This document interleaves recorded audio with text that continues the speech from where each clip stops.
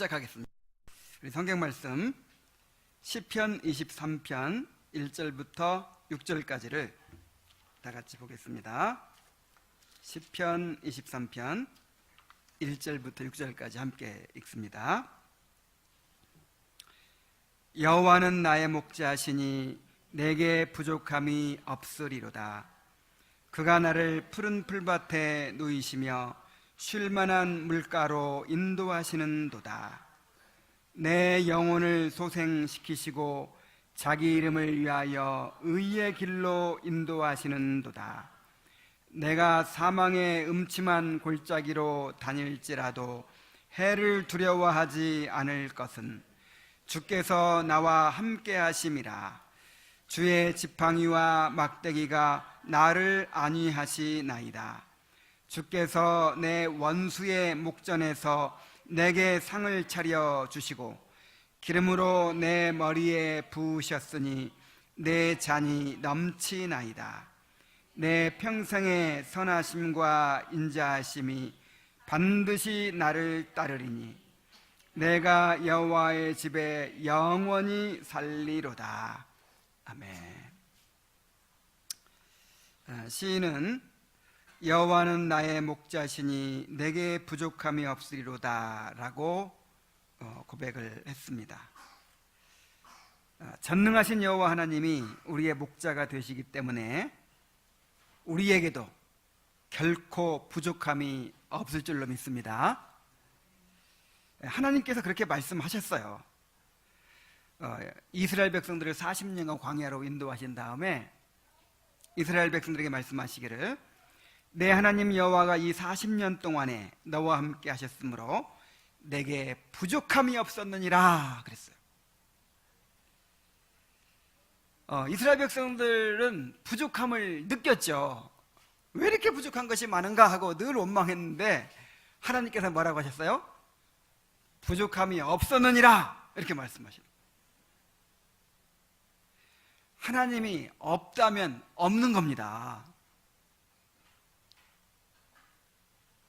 육체의 가시로 괴로워하던 바울도 내 은혜가 내게 족하도다.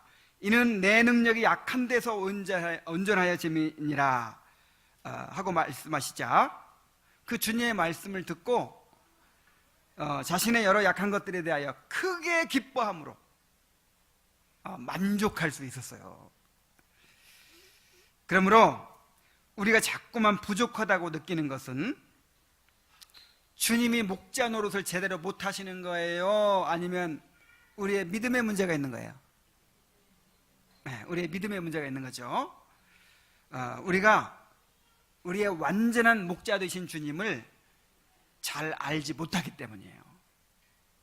그리고 그 주님을 바라보지 않고 믿지 못하기 때문이에요.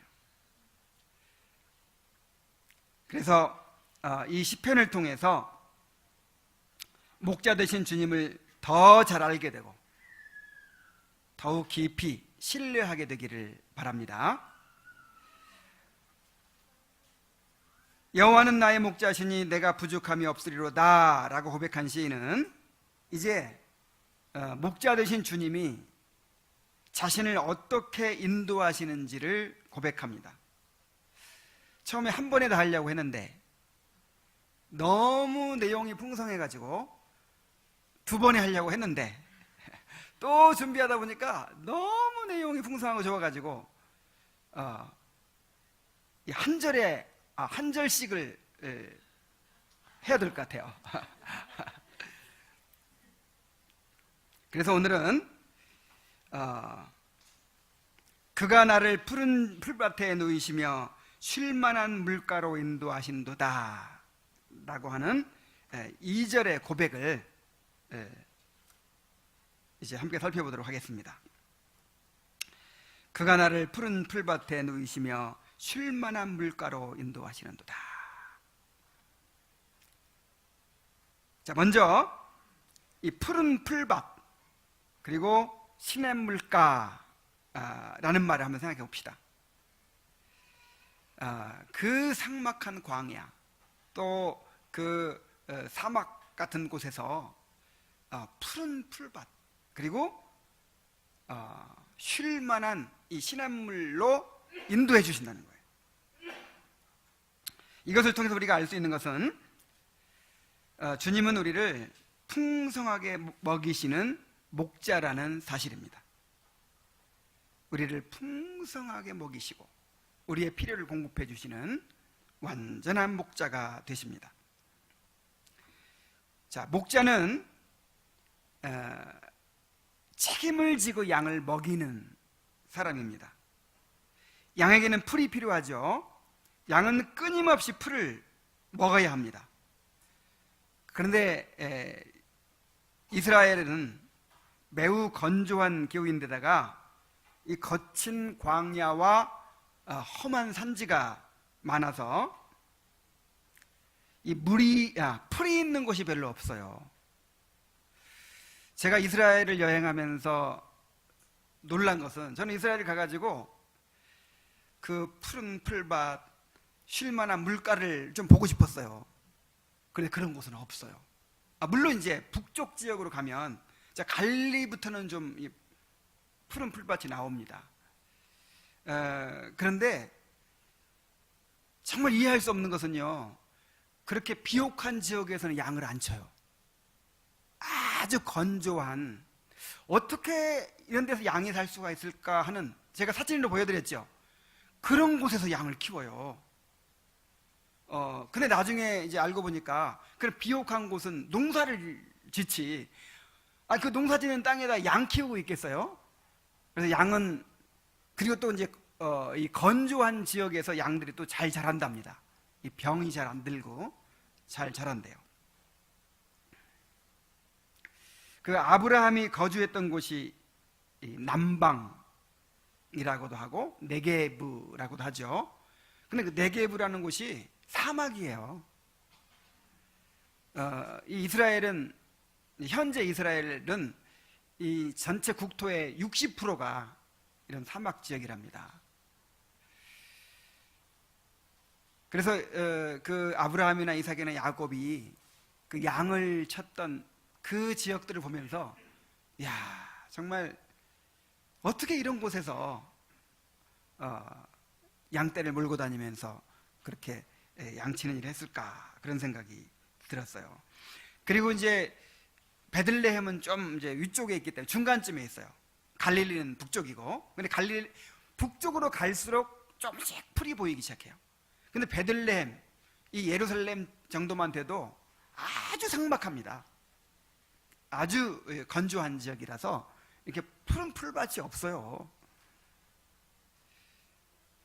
자, 그러나 이러한 거친 광야에서도, 이렇게 삭막한 사막에서도 목자는 어디를 가면 양들이 먹을 수 있는 풀이 있는지를 잘 알아요. 그리고 풀이 있는 지역으로 양들을 인도해 갑니다. 자, 풀만 필요한가요? 양들이 풀을 먹고 나면 물을 마셔야 합니다. 양들은 목이 마르면 안절부절하지 못하고 물을 찾아서 헤매기 시작합니다. 그리고 막 물을 찾다가 이 구덩이에 고여있는 그런 오염된 물을 막 마셔요. 그런 거기에 막 그 해충들이 있고 또 세균들이 득실거려가지고 그 물을 먹고 막 병이 들기도 합니다. 이스라엘에는 강이 거의 없어요. 그리고 이제 우기 때 잠깐 비가 오는데 그때 물이 좀 흐르기도 합니다. 그런데 우기가 지나면 바싹 말라버려요.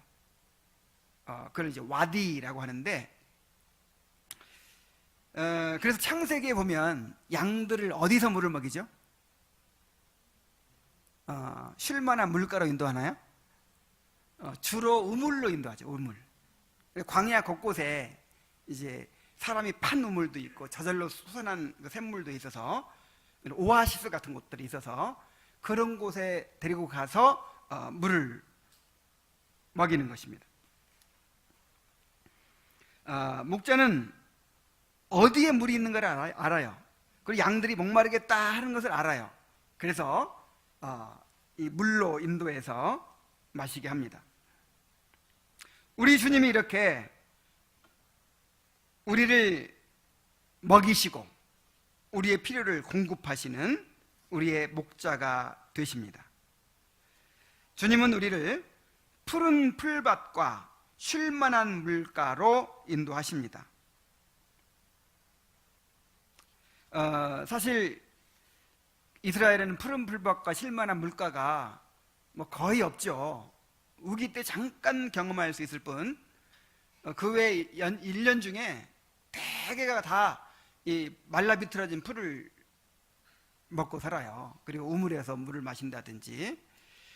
그런데 푸른 풀밭과 쉴만한 물가로 인도하신다고 한 것은 주님께서 우리에게 공급해 주신 은혜가 그만큼 풍성하다는 것을 뜻하는 거예요.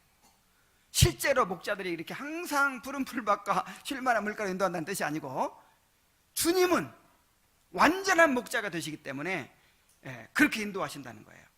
그러니까 어떤 이상을 나타내는 것이죠.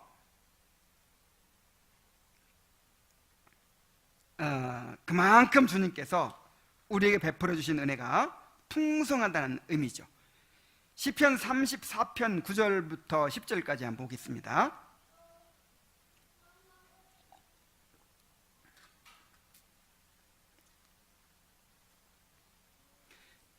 너희 성도들아, 여호와를 경외하라. 저를 경외하는 자에게는 부족함이 없도다. 젊은 사자는 궁핍하여 줄일지라도 여호와를 찾는 자는 모든 좋은 것에 부족함이 없으리로다. 너무 좋은 구절이죠. 너무 은혜가 되는 구절이죠. 이 젊은 사자는 한참 팔팔하고 힘이 넘치는 사냥 잘하는 사자를 가리켜요. 그러니까 이 젊은 사자는 굶어 죽을 염려가 없겠죠. 근데 젊은 사자는 굶어 죽더라도 여호와를 찾는 자는 모든 좋은 것에 부족함이 없을 것이다 라는 거예요. 젊은 사자는 스스로 하나님을 목자로 보시지 않고 자기가 능력 있다고 자기 힘을 믿고 그렇게 세상에 살아가는 사람들이죠. 우리 보기에는 세상에서 재산 좀 모아놓고 좋은 아파트 사놓고 뭐 땅 사놓고 주식 사놓고 이런 사람들이 떵떵거리고 잘 살 것 같잖아요. 더 풍성하게 먹고 살 것 같잖아요. 그런데 진짜 풍성한 꼴을 얻고 만족을 누리는 사람들은 어떤 사람들이다? 여호와를 목자로 보신 사람들이다 라고 하는 거예요. 여호와를 자신의 목자로 삼고 살아가는 사람들은 모든 좋은 것에 부족함이 없을 줄로 믿습니다. 아멘이 별로 소리가 적어요. 왜냐하면 부족한 것 같은데 이것도 없고 저것도 없고 몸도 부실하고 여러 가지로 부족한 것이 많은 것 같은데 모든 좋은 곳에 부족함이 없다는 거예요. 없다고 하면 없는 줄 아시기 바랍니다. 하나님이 없다고 하잖아요. 부족함이 있어요, 없어요? 자, 부족함이 없습니다. 모든 좋은 것에 부족함이 없다는 말은 세 가지 의미를 담고 있어요. 자, 첫째로 우리의 구원에 필요한 모든 은혜를 풍성하게 베풀어 주신다는 것입니다. 여러분, 우리에게 가장 필요한 것은 뭐예요? 우리에게 꼴이 뭡니까? 우리가 먹어야 할 꼴이 뭐예요? 풀이에요? 빵입니까? 사람이 떡으로만 살 것이 아니요 그랬죠. 진짜 우리에게 필요한 꼴은, 떡은 뭐예요? 우리 영혼의 양식인 거예요. 영혼의 양식. 구원에 필요한 은혜예요. 로마서 8장 32절에 자기 아들을 아끼지 아니하시고 우리 모든 사람을 위하여 내주시니가 어찌 그 아들과 함께 모든 것을 우리에게 주시지 아니하겠느냐 그랬어요. 하나님께서 우리에게 얼마나 큰 선물을 줘야 가장 큰 선물이라고 할 수 있을까요? 하늘과 땅의 모든 것들을 다 소유하고 계신 하늘과 땅의 상속자이신 그리스도 자신을 그냥 내어주셔 버렸어요, 우리에게. 그러니까 모든 것을 다 주신 거예요. 그러므로 하나님께서 우리에게 아끼실 것이 무엇이 있겠습니까? 자기 아들을 내어주셨는데 그 아들 안에 모든 것이 다 들어있는 줄로 믿습니다. 그러므로 우리 구원에 필요한, 우리가 하나님의 백성으로 살아가고 또 주님을 닮아가고 또 천국에 이르기까지 순례 여행을 하는 동안에 필요한 모든 은혜를 마음껏 구하라고 그랬어요. 얼마든지 구하라고 그랬어요. 그럼 반드시 주신다는 거예요. 마태복음 7장 7절로 11절에 보면은 구하라 그러면 너희에게 주실 것이요, 찾으라 그리하면 찾아낼 것이요, 문을 두드리라 그리하면 너희에게 열릴 것이니 구하는 이마다 받을 것이요, 찾는 이가 찾아낼 것이요, 두드리는 이에게는 열릴 것이니라. 너희 중에 누가 아들이 떡을 달라 하는데 돌을 주며 생선을 달라 하는데 뱀을 줄 사람이 있겠느냐? 너희가 악한 자라도 좋은 것으로 자식에게 줄 줄 알거든 하물며 하늘에 계신 너희 아버지께서 구하는 자에게 좋은 것으로 주시지 않겠느냐? 이보다 더 확실한 보장이 어디 있습니까? 우리 같은 악한 사람도 자기 자식에게는 좋은 거 먹이려고 하죠. 가장 좋은 거 주려고 해요. 불량식품 안 먹이고 이왕이면 몸에 좋은, 건강에 좋은 것을 먹이려고 그렇게 애를 씁니다. 그래서 무슨 성분이 무슨 암 유발 성분이 들어있다 그러면 죽어도 못 먹게 하죠. 그래서 좋은 것만 먹이려고 하죠. 근데 우리 하나님께서 우리에게 좋은 것으로 주시지 않겠느냐 이 말이에요.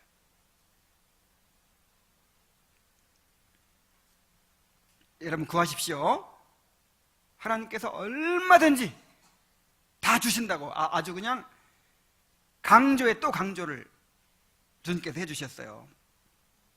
둘째로 모든 좋은 것에 부족함이 없다는 말은 구원에 필요한 은혜뿐만 아니라 구원을 이루시기까지 우리가 이 땅에 살면서 필요한 모든 것들을 공급해 주신다는 것입니다. 우리의 구원을 보장해 주시는 것은요, 구원을 완성하기까지 우리가 살아있어야 되잖아요. 그러니까 그 생존을 책임져 주신다는 거예요. 마태복음 6장 31절부터 32절까지입니다. 그러므로 염려하여 이르기를 무엇을 먹을까 무엇을 마실까 무엇을 입을까 하지 말라. 이는 다 이방인들이 구하는 것이라. 자, 이방인들은 목자가 있어요 없어요? 이방인들은 자기 힘을 믿고 살아요. 자기가 하나님이에요. 그래서 이방인들은 늘 염려해야 돼. 내가 구해야 되니까. 너희 하늘 아버지께서 이 모든 것이 너희에게 있어야 할 줄을 아시느니라. 그런즉 너희는 먼저 그의 나라와 그의 의를 구하라. 그리하면 이 모든 것을 너희에게 더하시리라 그랬어요. 우리는 아버지가 계시잖아요. 우리에게는 목자가 계시잖아요. 근데 걱정은 누가 해야 돼요? 아버지가 해야지. 우리 아이들이 먹을까 입을까 걱정하고 있으면 어떻게 되겠어요?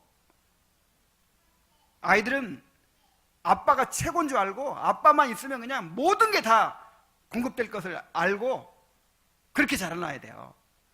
근데 자꾸만 아빠를 의심해. 우리 아빠 좀 무능한 것 같은데? 돈을 못 버는 것 같은데? 나 학교나 보낼 수 있을까? 옷이나 사줄 수 있을까? 자꾸 이렇게 염려하면요, 얼마나 괘씸하겠어요. 우리가 염려하는 것이 그런 죄입니다. 하나님을 불신하는 죄.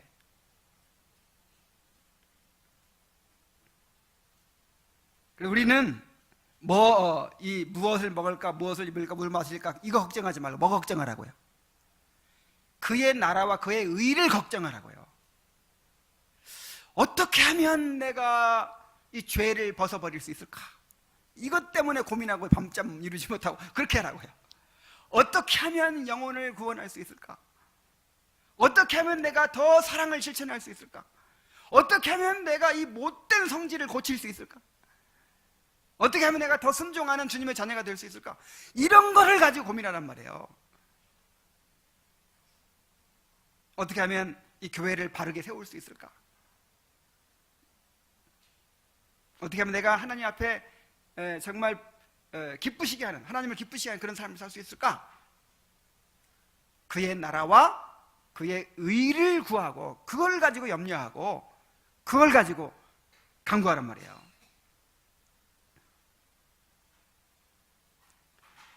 그래서 모든 좋은 것에 부족함이 없다는 말은 우리의 구원을 위해 필요한 모든 은혜를 풍성하게 주신다는 것이고, 그 구원을 이루시기까지 우리의 필요를 채워주신다는 것입니다. 자, 뭘 채워주신다고요? 욕심을 채워준다 그러진 않았어요. 너희 쓸 것을 채워주시리라 그랬어요. 그러니까 중요한 건 뭐예요? 구원이잖아요. 구원. 중요한 건 우리가 주님을 닮아가는 거죠. 하나님의 상속자가 되는 거죠.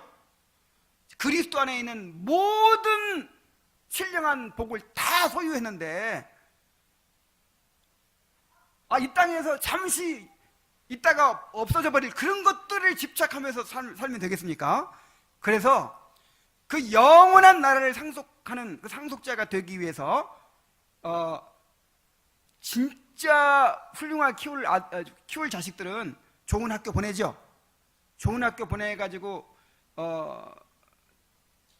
뭐 오락이나 아니면 뭐 일찍부터 연애를 한다든지 아니면 뭐 놀러 다닌다 이런 거 못하게 하죠. 사랑하는 자식이라고 다 막 줍니까?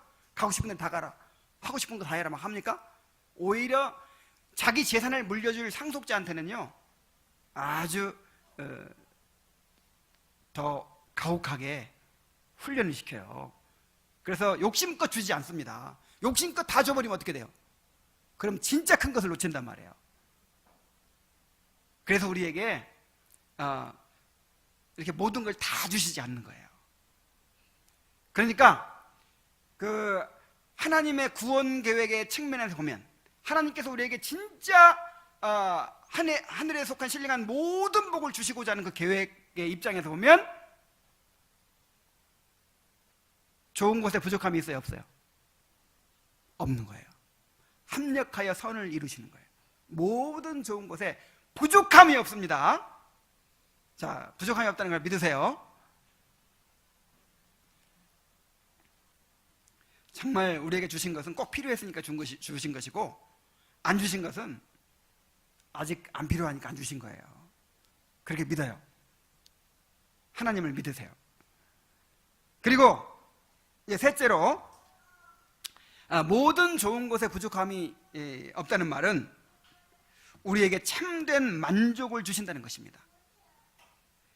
시편 107편 9절에 저가 사모하는 영혼을 만족해 하시며 줄인 영혼에게 좋은 것으로 채워주심이로다 그랬어요. 이 세상에서는 정말 기대했는데 실망이 되죠. 뭐든지 그래요. 기대 이상은 없어요. 항상 기대 이하예요. 이 세상에 있는 것들은 항상 한계가 있어요. 눈은 보아도 족함이 없어요. 그런데 하나님은 하나님을 간절히 사모하는 영혼을 만족해 하십니다. 기대 이상이에요. 그러니까 하나님이죠. 요한복음 4장 13절로 14절에 보면은 예수께서 대파여 이르시되 이 물을 먹는 자마다 다시 목마르려니와. 이 물은 무슨 물을 가리켜요? 지금 사마리아 여인이 기르려고 하는 이 물, 더 나아가서 세상이 주는 물을 말해요. 세상이 주는 물. 세상이 주는 물은, 세상의 즐거움, 세상이 주는 만족은 금방 목마르잖아요. 금방 목말라요. 아무리 만족을 줄 것 같은 것도 금방 질려요. 권태가 느껴집니다. 실증이 나요. 그러나 주님께서 주시는 물은 그 속에서 영생하도록 솟아나는 샘물이 되리라 그랬어요. 우리 안에 솟아나는 샘물이 생겨나는 거예요.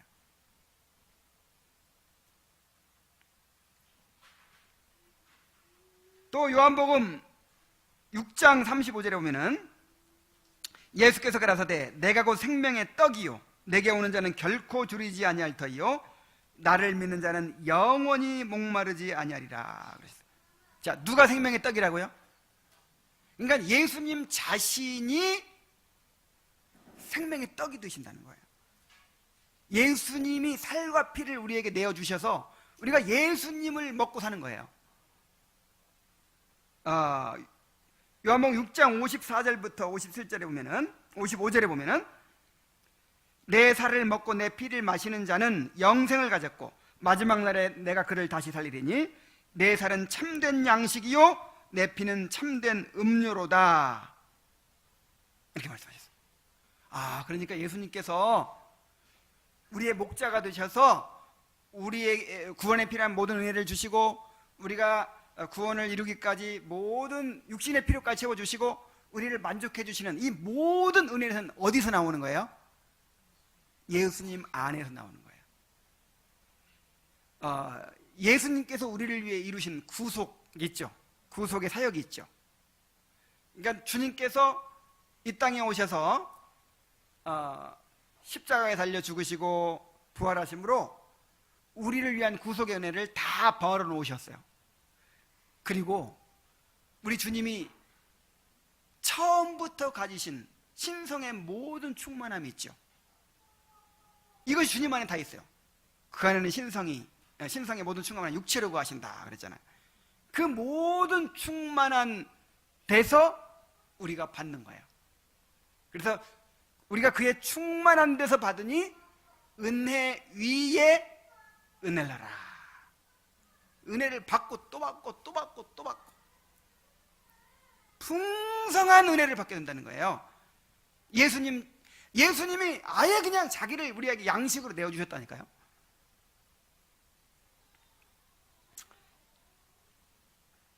예수님 자신이 우리의 양식이 되시는데 예수님 자신이 우리에게 푸른 풀밭이 되시고 쉴 만한 물가가 되시는데 어떻게 우리에게 부족한 것이 있겠습니까? 그래도 자꾸 못 믿고 의심하고 못 믿겠는데 과연 부족함이 없을까? 모자라지 않을까? 그래서 성찬식을 제정해 주신 거예요. 성찬식에 떡을 받아 먹고 포도주를 마시면서 예수님이 우리에게 자기의 살과 피를 이렇게 내어주셨구나. 내가 이거 떡과 포도주를 먹고 마시는 것처럼 내가 예수님의 살과 피를 먹고 마시면서 만족할 수 있겠구나. 모든 좋은 것에 부족함이 없겠구나. 이렇게 이제 확신을 하게 되는 것이죠. 성찬식을 참석할 때마다 이런 믿음을 갖게 되시기 바랍니다. 여러분의 믿음이 우리 목자 되신 주님께 대한 믿음이 다 굳어지기를 바랍니다. 다음으로 지금 뭘 우리가 살펴봤어요? 푸른 풀밭, 또 쉴 만한 물가를 살펴봤죠. 다음으로는 누이시며, 그리고 누이시며라는 표현과 쉴만한이라는 표현에 주목해 봅시다. 이 표현들을 통해서 주님은 우리에게 참된 안식을 주시는 목자이시다라는 사실을 발견할 수 있어요. 목자는 양을 편안히 쉬게 합니다.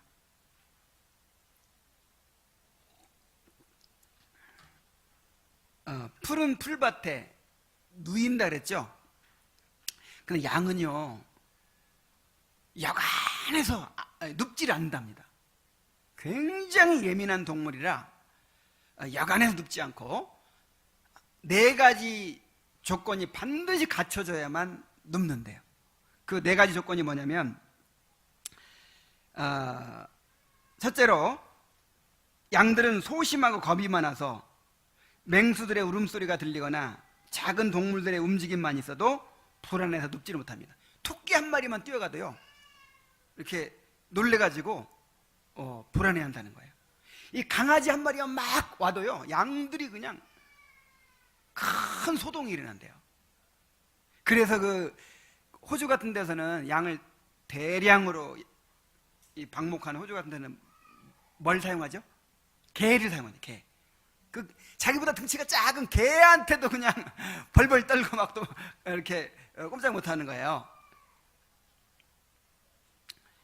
그래서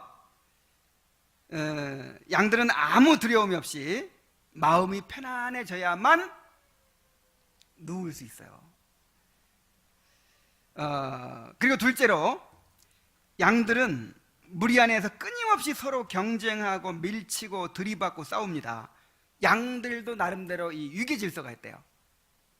그래서 막 풀을 이제 어린 또 젊은 양이 이렇게 막 뜯고 있으면 이제 힘센 양, 좀 이렇게 지위가 높은 양이 들이받는데요. 이렇게. 그럼 뺏기는 거예요.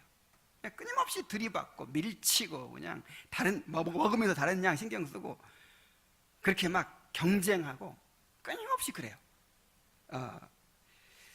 이 성경에도 그런 표현이 있어요. 에스겔서 34장 20절 한번 찾아보세요.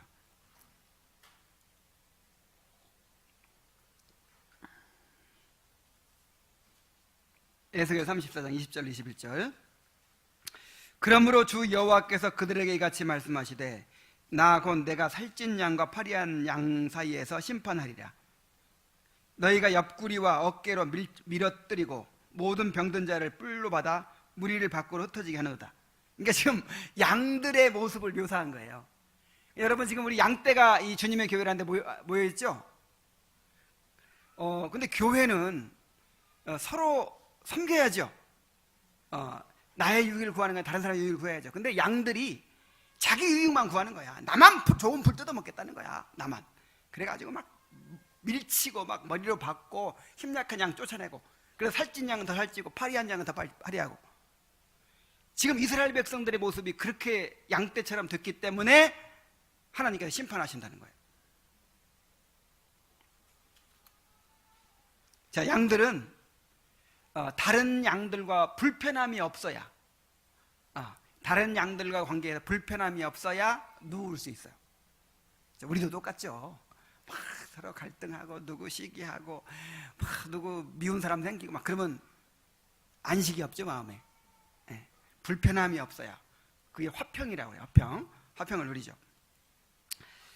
자, 셋째로, 양들은 파리나 찐득이 같은 해충에게 시달려서 극도로 신경이 날카로워질 수가 있습니다.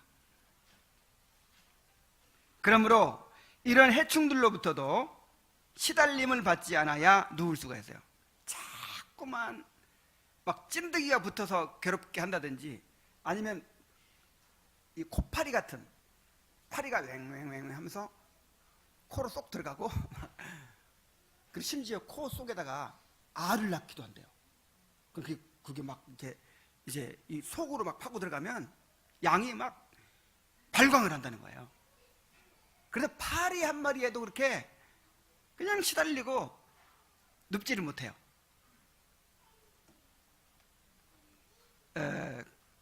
그래서 그러한 해충들로부터도 시달림을 받지 않아야 누울 수 있어요. 그리고 네 번째로, 양들은 배가 고프면 눕질 않답니다. 배가 불러야 눕는 거예요. 충분히 꿀을 먹고 물을 마시고 배가 불러야 눕습니다. 그런데 이 네 가지 조건을 누가 충족시켜 줍니까? 목자. 이 네 가지 조건이 목자를 통해서 다 해결이 돼요. 막 어디서 이상한 맹수의 울음소리가 들리고 막 작은 짐승이 막 뛰어가고 막 그래가지고 불안하고 막, 그런데 목자가 지팡이를 짚고 딱 있잖아요. 그럼 안심을 해요. 안심하고 다시 풀을 뜯어요. 그리고 누워요. 그리고 그 옆에 양들과 막 밀치고 싸우고 막 다투다가도요, 목자가 딱 보이면 다툼을 멈춘대요. 자, 우리 성도들도 마찬가지예요. 그리스도를 경외함으로 피차 복종하라 그랬죠. 정말 주님께서 우리를 다스려 주시고 주님의 은혜가 있을 때는요, 성도들이 화평합니다. 근데 은혜가 좀 소멸되면 어떻게 될까요? 은혜가 좀 소멸되고 주님의 다스림을 받지 못하면 하여간 온갖 문제들이 다 일어나요. 그냥 보면 미운데 어떻게 해?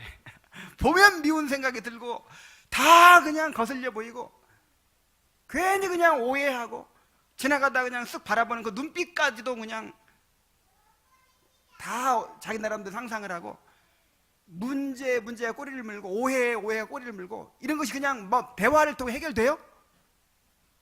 화해하려 갔다가 대판 싸우고 도저히 안 돼요.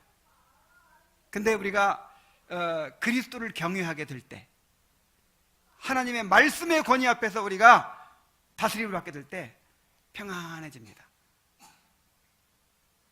그래서 지난 설립 기념일 때 제가 그런 말씀 드렸죠. 우리 성도 중에 한 분이 감사의 제목을 얘기하면서 우리 가만 보니까 우리 이 주님의 교회 성도들도 보통 내기들이 아니라는 거야. 다 성질 더러운 사람들이고 다 상처 있는 사람들이고 그런데도 이렇게 하나가 되고 서로 화목하고 이렇게 지낼 수 있다는 거, 이게 큰 은혜라고. 이게 우리에게서 나온 것이 아니고 주님의 은혜라고. 이렇게 말하는 것을 듣고 정말 공감했어요. 난 정말 두려워요. 저는 그래서 이렇게 은혜가 싹 가라앉으면요, 가정에서도 그러잖아요. 가정에서도 부부간에 지금 문제가 없어서 싸움 안 하고 살아요? 결혼할 때 있었던 문제 지금까지 그대로 있잖아요. 안 변하고. 근데 왜 지금은 안 싸우죠? 지금은 이제 많이 익숙해지고 특별히 은혜 가운데 있을 때는 그거를 다 넘어가게 돼요. 문제가 문제로 보이는 것이 아니라 연약함으로 보이고 또 불쌍해 보이고 내가 채워줘야 될까 그래요. 근데 이제 은혜를 소멸하면 완전히 그냥 내가 못 살아 그렇게 되죠. 내가 저것 때문에 못 살아 이렇게 되죠.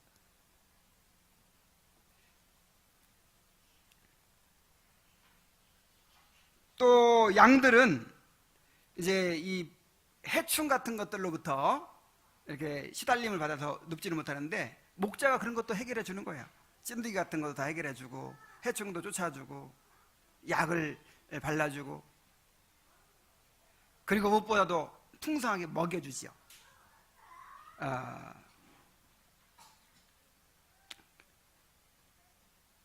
그래서 목자는 양들을 이렇게 배불리 먹이는 것뿐만 아니라 편안히 눕게 한다는 거예요. 자, 또 쉴만한 물가로 인도하신다 그랬죠. 이 쉴만한 물가라는 말은 시냇물을 말하는 건데 여기 쉴만한이라는 말은 쉴 수 있는 편안한 조용한 그런 뜻입니다. 자, 목자가 양을 데리고 시냇물로 가더라도 시냇물이 있어요. 다행히 얼마나 좋아요. 근데 시냇물로 인도를 했어요. 그래도 양들은 겁이 많아가지고 물이 막 세차게 흐르면 가까이 가지를 못한답니다. 그래서 시냇물 중에서도 어디로 인도해요? 쉴만한, 양들이 물을 마시면서 좀 이렇게 쉴 수 있는, 그러니까 잔잔한 물가라, 잔잔한 그런 곳으로 인도한다는 거예요. 그 잔잔한 곳을 만나지 못할 수도 있어요. 그러면 양떼들을 딱 세워놓고 일단 들어가서 돌로 이렇게 딱 우리 계곡에 놀러 갈 때 아이들 수영하라고 돌로 이렇게 뚝을 만들죠.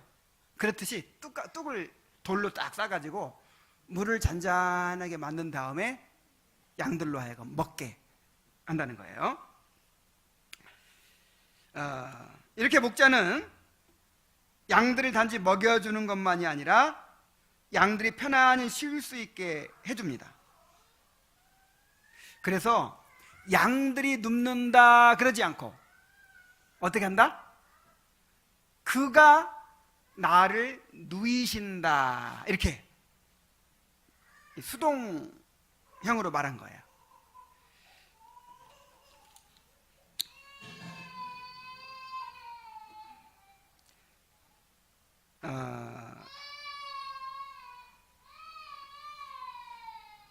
우리가 이제 안식을 추구하죠. 좀 쉼을 추구하죠. 뭔가 이렇게 좀 편안히 안식하고 싶은 것이 우리 모든 사람들의 소원이죠. 그런데 우리 사람은 절대로 스스로 이 안식을 얻을 수 없다는 거예요. 오직 우리 주님이 이 안식의 주인이시고, 이 안식일은 누구를 가리키는 거예요? 우리 주님을 나타내는 모형이죠. 표죠. 인자는 안식일에도 주인이니라. 이 말은 우리 주님이 안식을 주시는 분이라 그 뜻이에요. 안식을 주시는 분. 마태복음 11장 28절에서 수고하고 무거운 짐진 자들아 다 내게로 오라 내가 너희를 쉬게 하리라 그랬어요. 그러니까 수고하고 무거운 짐진 사람이 따로 있다는 게 아니라 모두가 그렇게 수고하고 무거운 짐을 지고 있는데 그것을 깨달은 사람들, 그를 깨닫고 무거워하고 힘들어하고 있는 사람들은 오라는 거예요.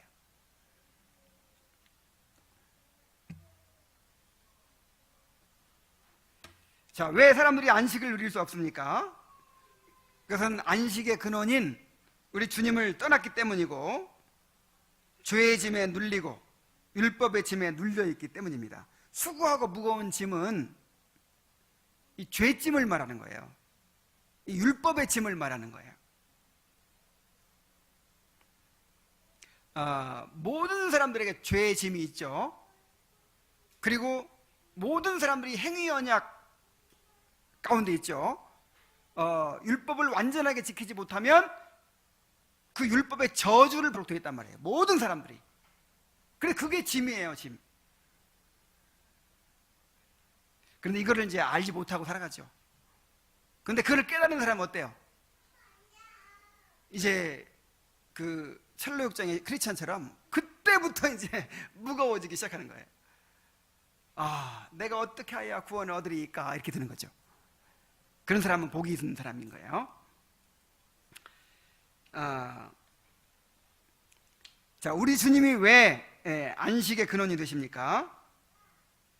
우리 주님께서 우리 대신 죄의 형벌을 담당하시고 또 우리가 지키지 못한 율법의 의를 주님께서 완성해 주셨어요. 그리고 그 완전한 의를 우리의 값없이 선물로 전가해 주셨어요.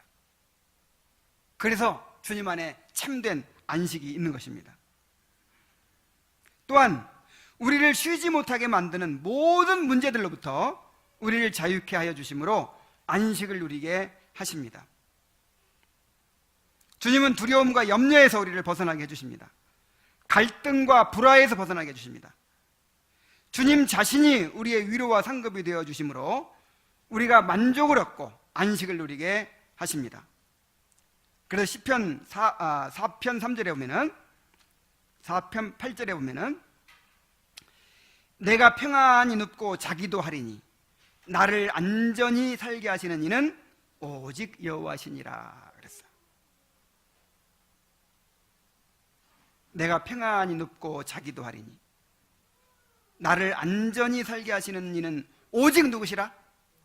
여호와시라. 오직 주님 안에만 안식이 있습니다. 뭐 다른 것을 통해서 안식을 얻으려고 하지 마세요.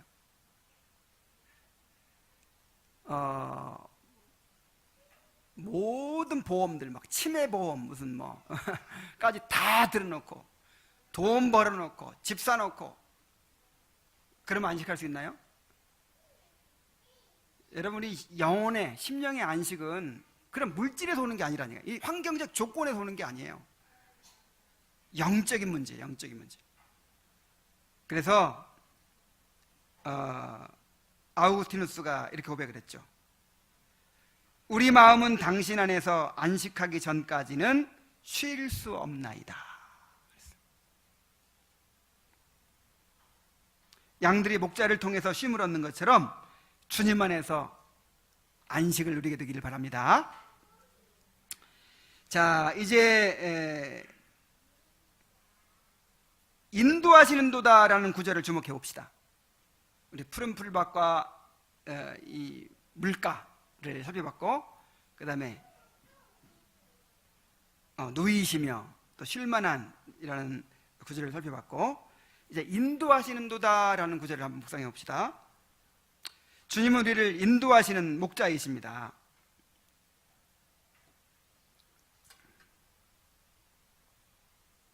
양들은 반드시 목자의 인도를 받아야 합니다. 양들은 스스로 푸른 풀밭을 찾을 수가 없어요.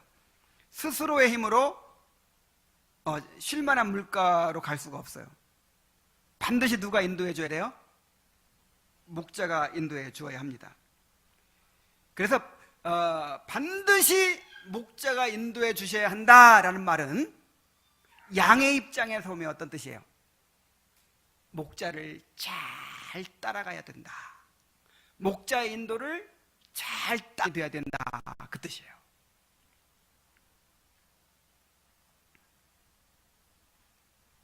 만일 목자의 인도를 벗어나서 스스로 내가 푸른 풀밭을 찾아가려고 하고 내 방식대로 쉴 만한 물가를 찾아가려고 하면 영원히 멸망할 수밖에 없어요.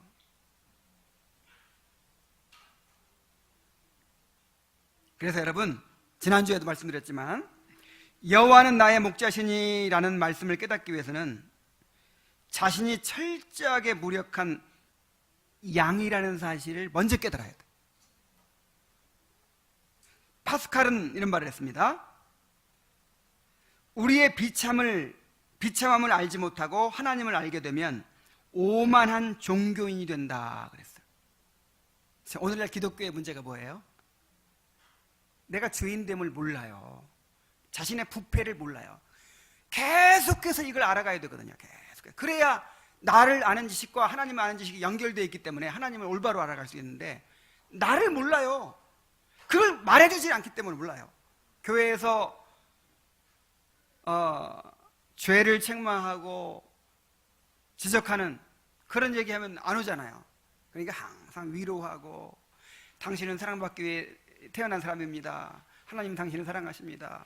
여호와께서 우리의 목자가 되십니다.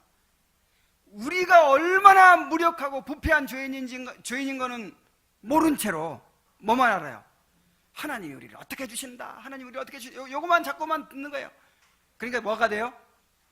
오만한 종교인이 돼요. 한번 보세요. 교회 열심히 다닌다는 사람들 한번 보세요. 교회를 다니면 다닐수록 자기 의의가 강해져요. 점점 강해지고.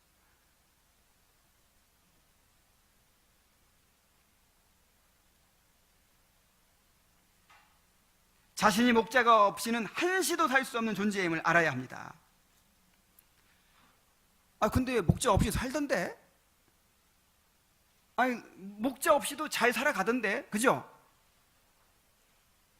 세상 사람들 보세요. 그리고 적당히 그냥 넓은 길로 가는 그런 형식적인 그리스도인들 보세요. 목자 의지하지 않고도 얼마나 잘 삽니까? 근데 왜 그런 줄 아세요? 양이 아니에요. 염소예요, 염소. 그런 사람들은 나중에 죽어서 눈 뜨면요, 지옥 가 있을 것입니다. 목자 없이도 잘 살아가는 사람들은요, 주님의 양들이 아니에요. 그리고 그 사람들이 사는 것이 사는 게 아니에요. 자기들은 잘 살아간다고 생각할지 모르겠지만 하나님께서 보시기에는요, 이거는 짐승 같은 삶이에요. 하나님을 알지 못하고 살아가는 삶은 이거는 가치가 없는 삶이고 짐승과 다름이 없는 삶인 거예요. 그래서 주님은 심령이 가난한 자는 복이 있다라고 하시고, 너희가 어린아이와 같이 되지 아니하면 천국에 들어갈 수가 없느니라 그랬어요. 자, 누가 복이 있다고요? 심령이 가난한 자, 어린아이 같은 사람. 이상하게도요, 세상에서 살 때는 그냥 내가 강한 사람이라고 생각하고 내 힘을 믿고 잘 살았어요. 근데 예수 믿고 거듭나게 되면요, 이 세상의 사람들이 약해져요. 그냥 나는 이제 주님 없이는 살 수 없고, 이제는 그냥 어린아이 같은 마음이 되고, 이제는 마음이 너무 가난해지고 이렇게 돼요. 세상과 반대죠. 세상에서는 많이 배우면 배울수록, 많이 싸우면 싸울수록 점점 강해지고 그냥 자신만만해지고 그냥 막 그러는데, 이 신앙 세계에 있어서는요, 신앙이 성장하면 성장할수록, 주님을 알아가면 알아갈수록, 주님을 알아간다는 건 또 누구를 알아간다는 거예요? 나를 알아가는 거잖아요. 그러니까 점점 자신이 없어져요. 점점 큰 소리 못 쳐요. 점점 이제 어린아이가 돼요. 점점 심령이 가난해서 주여, 나는 주님 없으면 살 수 없습니다, 이렇게 돼요. 그런 사람이 진짜 양이에요.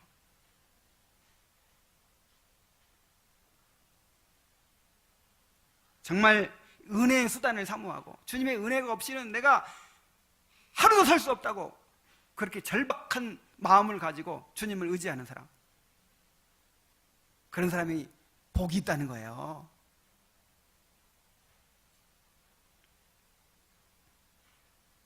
여러분, 이 시를 읽으면서 가장 중요한 포인트가 무엇이겠습니까? 주님과 우리와의 관계입니다. 아니, 자기는 주님의 양도 아니면서, 그리고 주님의 인도를 따르지도 않으면서 그냥 좋은 구절이니까, 뭐 여호와께서 이렇게도 해주시 저렇게도 해주신다니까, 여호와는 나의 목자시니 내가 부족함이 없으리로다, 뭐 성경에 제일 좋아하는 시라나? 그리고 의지하고, 이거 다 소용없는 짓이에요.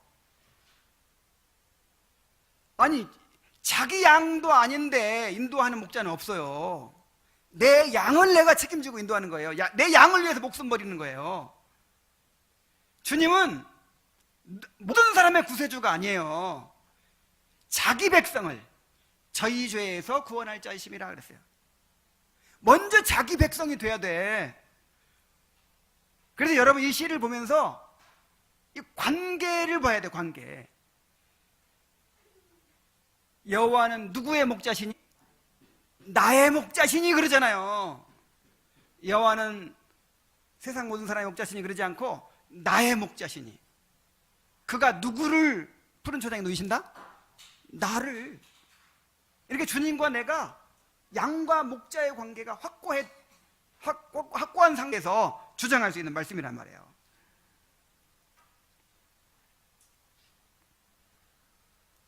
그리고 또 양들 중에서도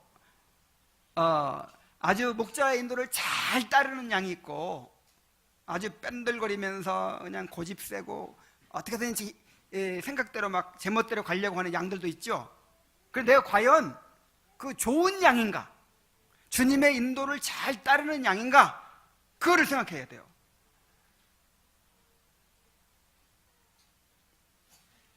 이 시편을 통해서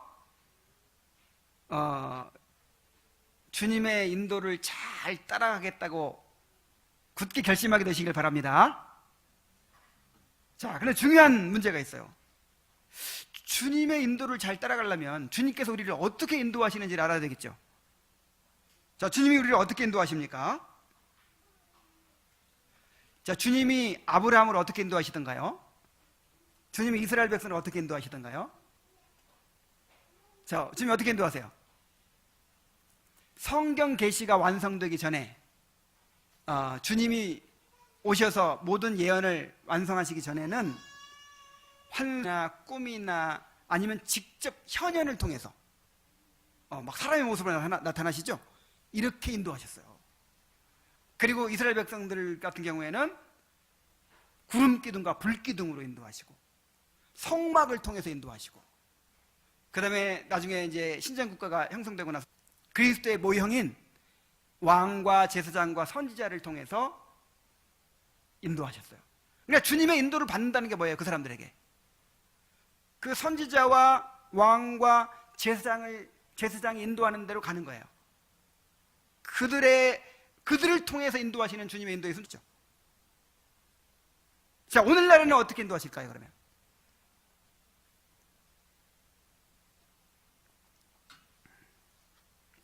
자, 오늘날에는 주님의 예언을 다 성취하시고 성경 계시가 완성되었기 때문에 이제는 말씀을 통해서 인도하십니다. 근데 말씀을 통해서 인도하신다는 말도 우리가 잘 이해해야 돼요. 그러면 성경 읽고 성경 말씀 묵상하고 하면 주님의 인도가 있습니까?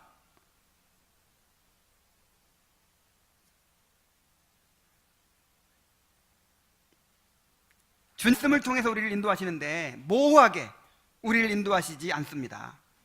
주님은 우리가 주님의 인도하심을 실제적으로 확인하고 경험할 수 있는 가시적인 방편들을 통해서 인도하세요. 그것은 바로 한마디로 말하면 말씀으로 인도하신다 이렇게 되지만, 더 풀어서 말하면 첫째, 말씀의 선포와, 그리고 그 선포된 말씀을 확증하는 성례와, 그리고 그 선포된 말씀을 지키도록 치리하는 권징을 통해서. 자, 어떻게 인도하신다고요?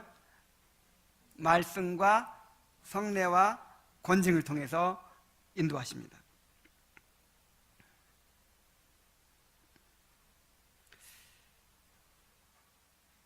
주님은 바로 교회의 질서를 통해서 우리를 인도하시는 것입니다.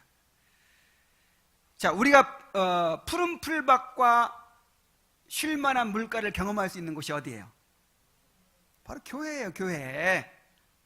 이 교회를 통해서 주님의 인도를 받고 푸른 풀밭과 쉴 만한 물가를 경험할 수 있는 거예요. 자, 이것이 주님이 정하신 은혜의 방편이기 때문에 말씀의 선포와 성례와 권징을 받아들이지 않는 사람은 주님의 인도를 받을 수가 없습니다. 얼마 전에 우리 교회에 나왔다가 이제 돌아간 어떤 분에게서 전화가 왔어요. 요즘에 유튜브를 통해서 여러 좋은 설교들을 많이 듣고 있는데 너무 큰 은혜를 받고 있대요. 그러면서 내가 생각났대요. 근데 어떤 이제 유튜브에 설교를 들었냐면, 하여간 천국 갔다 온, 또 지옥 갔다 온 막 그런 이제 그 간증을 들었나 봐요. 근데 거기에 칼빈도 있더래요, 지옥에. 그렇다고 내가 교회 조금 이 교회 나오면서 보니까 목사님이 칼고 들먹이시고 뭐 예정론 가르치고 그러던데 목사님 잘 생각하셔야 된다고 염려가 되어서 전화했다고 하면서 전화를 했더라고요. 여러분, 그분이 지금 그 목자의 인도를 따르고 있습니까? 그런 식으로 목자가 주님 인도하시지 않는다니까요. 어떻게 인도하신다고요? 교회의 질서를 통해서. 교회의 질서를 통해서 말씀의 선포와 성례와 권징을 통해서. 우리 시간이 좀 많이 갔지만 빠른 속도로 한번 찾아보겠습니다. 자, 누가복음 24장 한번 찾아보세요. 누가 24장 28절 30절. 자, 몇 구절만 찾아보면 끝이 납니다.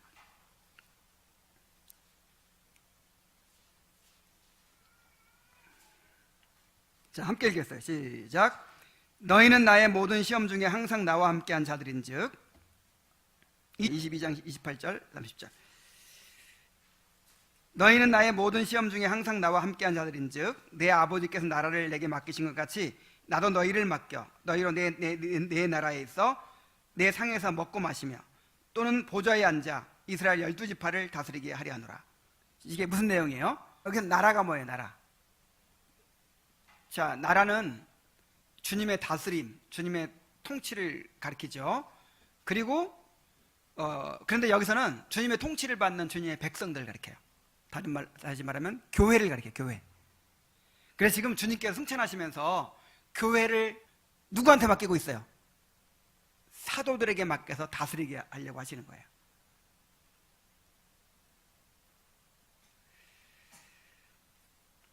자, 주님은 지금도 왕으로서 다스리고 계시죠? 근데 어떻게 다스리세요? 교회에 사도를 이어서 복음사역자들을 세우셔서 그들을 통해서 말씀의 선포와 성례와 권징을 시행하게 하심으로 다스리시는 거예요. 자, 그 증거를 또 한번 봅시다. 마태복음 28장 18절로 20절. 자, 함께 읽어보겠습니다. 시작. 예수께서 나와 말씀하여 이르시되 하늘과 땅의 모든 권세를 내게 주셨으니 그러므로 너희는 가서 모든 민족을 제자로 삼아 아버지와 아들과 성령의 이름으로 세례를 베풀고 내가 너희에게 부한 가르쳐 볼지어다 내가 세상 끝날까지 너희와 항상 함께 있으리라 하시니라. 이 말씀은 모든 사람에게 주신 말씀이 아니라 사도들에게만 주신 말씀이에요. 여기 뭐가 나와요? 말씀이 나오죠. 또 성례가 나오죠. 가르쳐 지키게 하는 권징이 나오죠. 이제 이것을 교회를 다스리라는 명령이에요. 직접적으로 주신 말씀도 있습니다. 교회를 다스리고 인도하도록 주신 구절을 한번 찾아봅시다. 마태복음 16장 18절로 19절.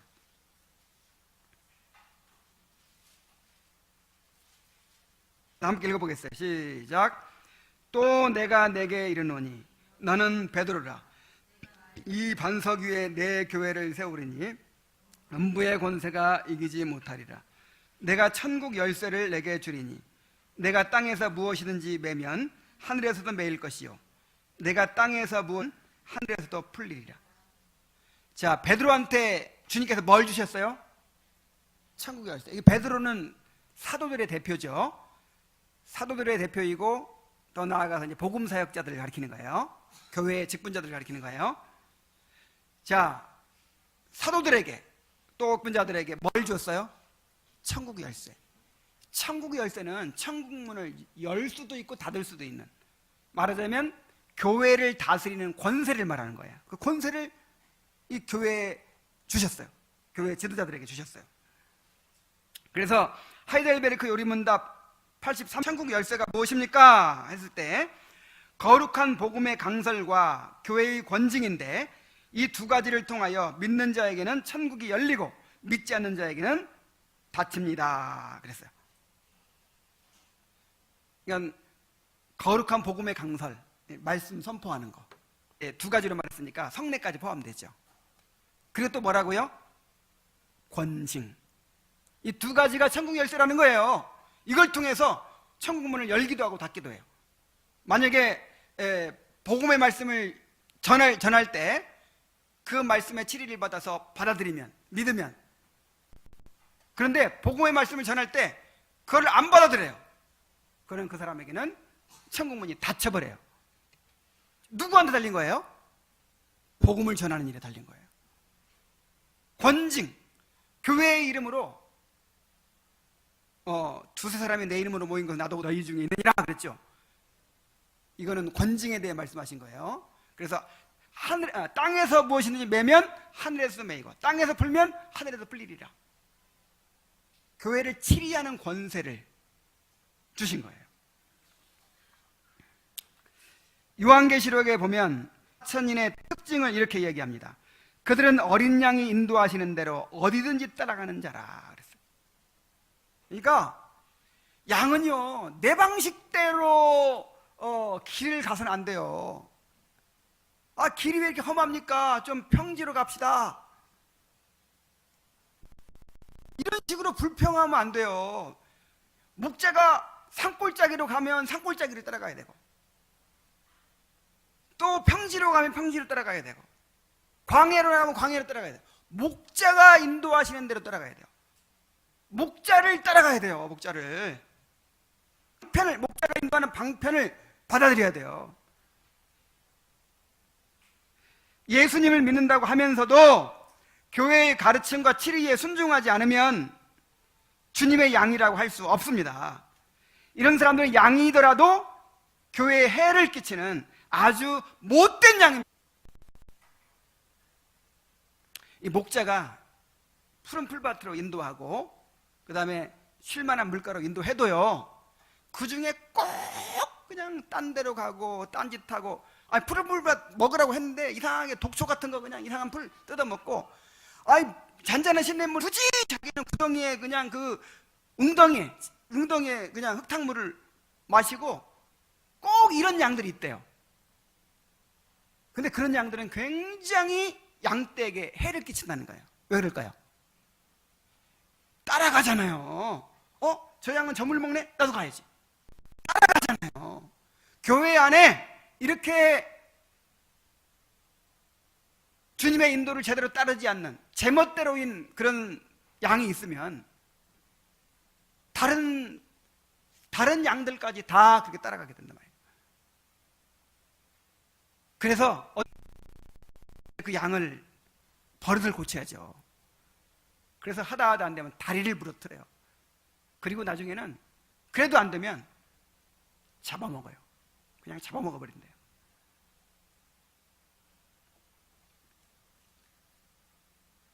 여러분, 우리가 양은 목자의 소유예요. 이 목자가 양을 마음대로 하는 거예요. 양이 뭐 목자를 좌지우지 이렇게 할 수 있어요? 철저하게 목자의 소유물이에요. 이해합니까? 목자 양을 위해 존재합니까?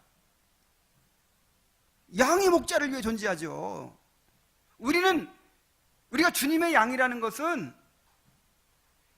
내가 주님을 위해 존재하는 거예요.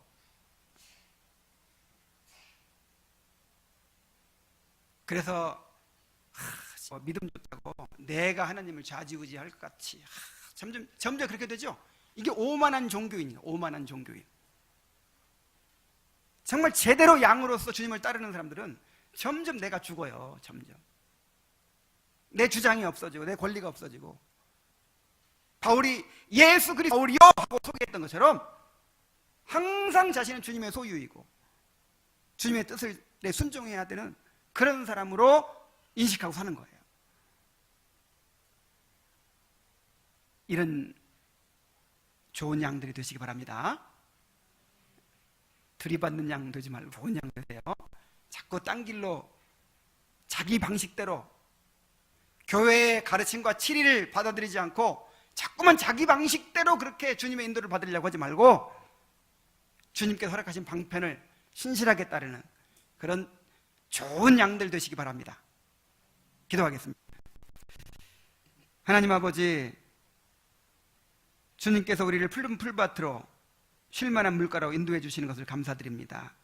주님을 온전히 신뢰하고 주님의 인도를 잘 따르는 좋은 양들이 되게 하여 주시옵소서. 예수님의 이름으로 기도하옵나이다. 아멘. 기도하고 마칩시다. 하늘에 계신 우리 아버지여, 이름이 거룩히 여김을 받으시오며 나라가 임하시오며 뜻이 하늘에서 이루어진 것 같이 땅에서도 이루어지이다. 오늘 우리에게 일용할 양식을 주시옵고 우리가 우리에게 죄 지은 자를 사하여 준 것 같이 우리 죄를 사하여 주시옵고 하게 하지 마시옵고 다만 악에서 구하시옵소서. 나라와 권세와 영광이 아버지께 영원히 싸움나이다. 아멘.